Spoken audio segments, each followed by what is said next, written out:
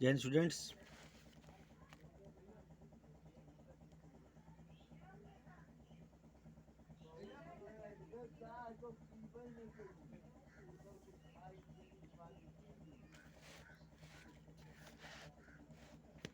पिछले वीडियो में आपने देखा था कि प्रॉपर्टी क्या होती है। दो ही मेन प्रॉपर्टी होती है बेटा, एक इंटर मैटर ऑफ पार्टिकल्स का है कि तो उनमें इंटर पार्टिकल स्पेस होता है, दूसरा इंटर पार्टिकल अट्रैक्शन होता है, और तीसरी बात क्या है कि जो पार्टिकल्स ऑफ मैटर हैं एक मतलब फ्रीली मूवमेंट करते हैं। इसी की वजह से तीन स्टेट फिजिकल स्टेट बनते हैं। कैसे बनते हैं आपने देख लिया। अब इनकी स्टेट को हम चेंज कैसे कर सकते हैं? हुँ? तो चेंज करने के लिए अगर हम प्रेशर फैक्टर देख लें, प्रेशर, तो प्रेशर में आप देखेंगे सॉलिड के ऊपर कोई इफेक्ट नहीं होगा।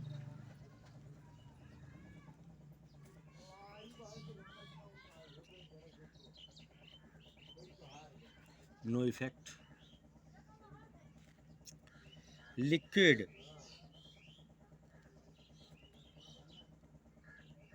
Low compressible.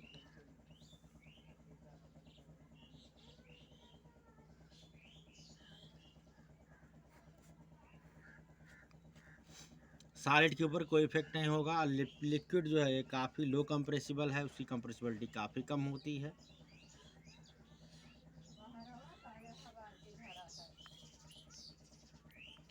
हाँ, गैस हाई कंप्रेसिबल होता है, हाईली कंप्रेसिबल होता है।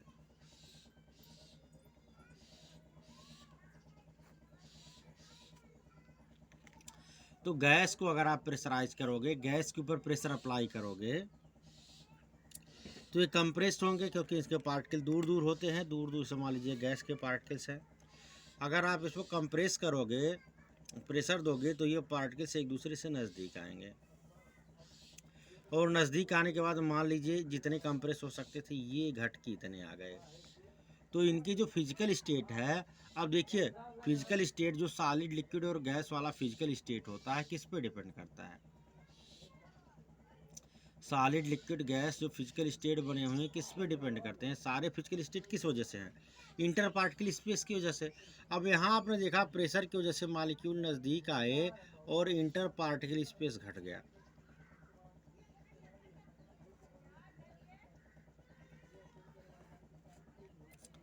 इंटर पार्टिकल स्पेस क्या हुआ? घट गया। और इंटर पार्टिकल स्पेस घटने के साथ साथ क्या हुआ? इंटर मॉलिक्यूलर अट्रैक्शन या इंटर पार्टिकल अट्रैक्शन,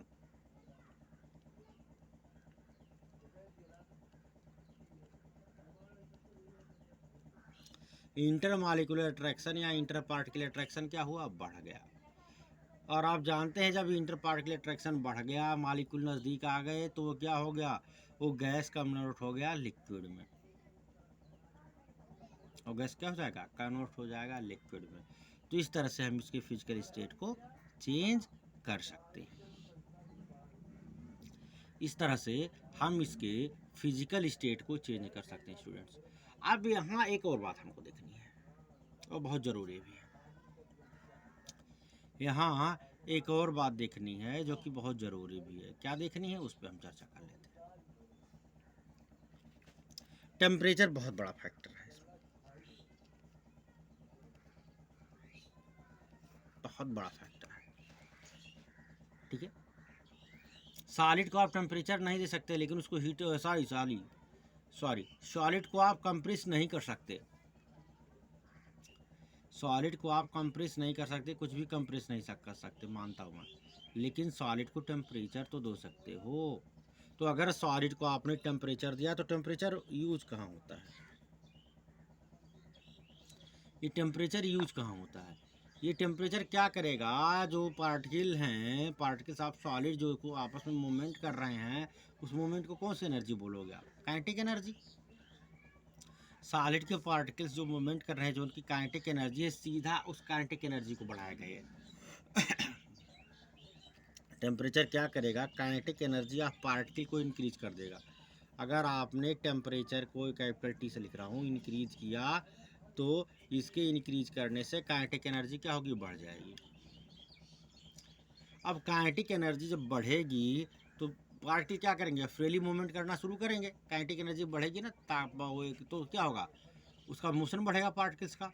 और पार्टिकल्स का मोशन बढ़ने से मान लीजिए जहाँ ये सॉलिड का इंटर पार्टिकल स्पेस था वहाँ अब ये बढ़ के अगर आपने टेम्परेचर इसको हीट कर दिया तो ये यहाँ हो गए। क्यों? क्योंकि ये हीट कहाँ यूज हो रहा है, ये हीट इनके बीच का अट्रैक्शन तोड़ने में यूज हो रहा है। जो आपने हीट इसको दिया है ये इनके मतलब अट्रैक्शन को तोड़ने में यूज हो रहा है। ये हीट जो है इनके इंटर पार्टिकल अट्रैक्शन को ब्रेक करने में यूज हो रहा है, समझ रहे हैं। तो इंटर पार्टिकल अट्रैक्शन को जब ये हीट ब्रेक कर देगा तो इंटर पार्टिकल अट्रैक्शन तोड़ने का मतलब क्या हुआ, पार्टिकल्स के बीच की दूरी बढ़ी। उनकी काइनेटिक एनर्जी बढ़ने का मतलब क्या हुआ, उनके बीच की दूरी बढ़ी। काइनेटिक एनर्जी क्या करेगा, इंटर पार्टिकल स्पेस के अगेंस्ट काम करेगा, अट्रैक्शन के अगेंस्ट काम करेगा। और इंटर पार्टिकल अट्रैक्शन जब आप तोड़ोगे तो मॉलिक्यूल के बीच की दूरी बढ़ जाएगी, पार्टिकल्स के बीच की दूरी बढ़ जाएगी, जिसकी वजह से क्या होगा, फिजिकल स्टेट चेंज हो जाएगा। और सॉलिड है तो ये लिक्विड हो जाएगा। इस तरह से लिक्विड को अगर आपने हीट किया तो लिक्विड को हीट करोगे तो इनके बीच की पार्टिकल्स का काइनेटिक एनर्जी, पार्टिकल्स की काइनेटिक एनर्जी और बढ़ेगी।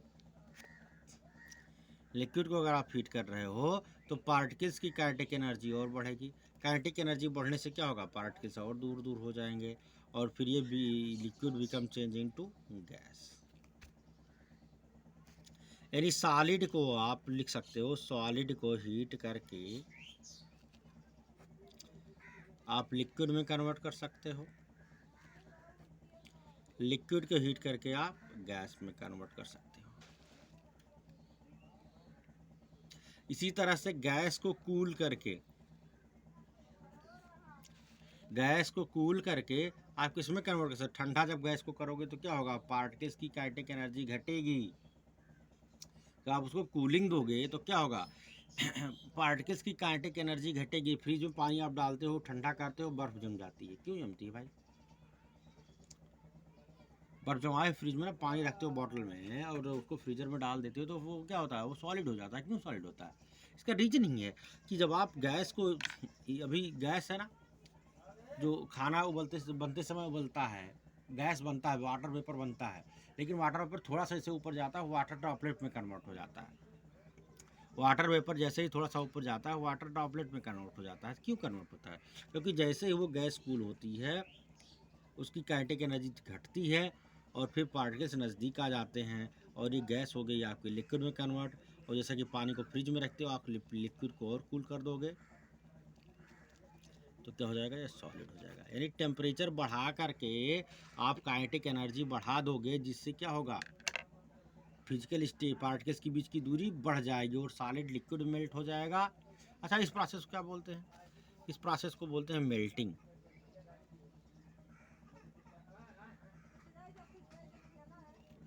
इस प्रोसेस को क्या बोलते हैं, लिक्विड गैस बॉइलिंग।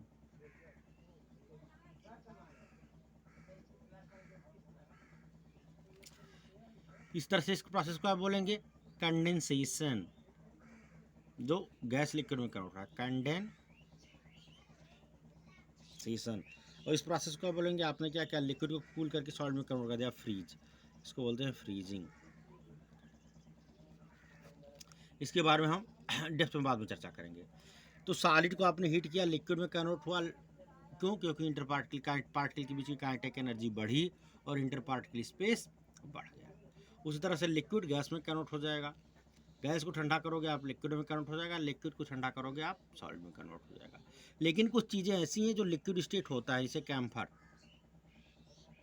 कैम्फर को आप हीट करोगे तो सॉलिड से डायरेक्ट किस में कन्वर्ट होगा, गैस में, और गैस को ठंडा करोगे तो डायरेक्ट सॉलिड में कन्वर्ट होगा। यानी कि जो लिक्विड फिजिकल स्टेट है ये इसमें नहीं पाया जाता। ठीक है, तो इस प्रोसेस को, जिसको सॉलिड को हीट करते हो आप, डायरेक्ट वेपर में कन्वर्ट होता है, गैस में कन्वर्ट होता है, लिक्विड में नहीं कन्वर्ट होता, इस प्रोसेस को बोलते हैं सब्लिमेशन। क्या बोलते हैं, सब्लिमेशन बोलते हैं। इस प्रोसेस को क्या बोलते हैं स्टूडेंट्स, सब्लिमेशन बोलते हैं। ऐसे सब्सटेंस को सबलाइम बोलते हैं। सारी चीज़ें हम डेप्थ में पढ़ेंगे। तो अब कैसे गैस को तो हम कंप्रेस कर सकते हैं प्रेशर। अच्छा बताओ, गैस को लिक्विफाई करने का सबसे बढ़िया तरीका क्या है, बताओ तुम लोग। मैं तो कहता हूँ दोनों चीज़ें अप्लाई कर लो, क्योंकि गैस कंप्रेसिबल है। तो गैस को लिक्विड करने के लिए आप हाई प्रेशर ले लो और लो टेम्परेचर ले लो, सबसे बेहतर होगा दोनों अप्लाई कर दो,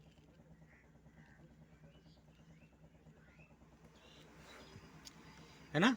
हाई प्रेशर ले लो, लो टेम्परेचर ले लो। हाई प्रेशर क्या करेगा, पार्टिकल को नज़दीक लाएगा। उसी तरह से लो टेम्परेचर क्या करेगा, काइनेटिक एनर्जी की वैल्यू कम करके पार्टिकल को नज़दीक लाएगा। दो फैक्टर एक साथ काम करेंगे तो जो गैस आपकी जल्दी लिक्विफाई हो जाएगी। आज की वीडियो में इतना ही, फिर मिलते हैं नेक्स्ट वीडियो में। जय हिंद।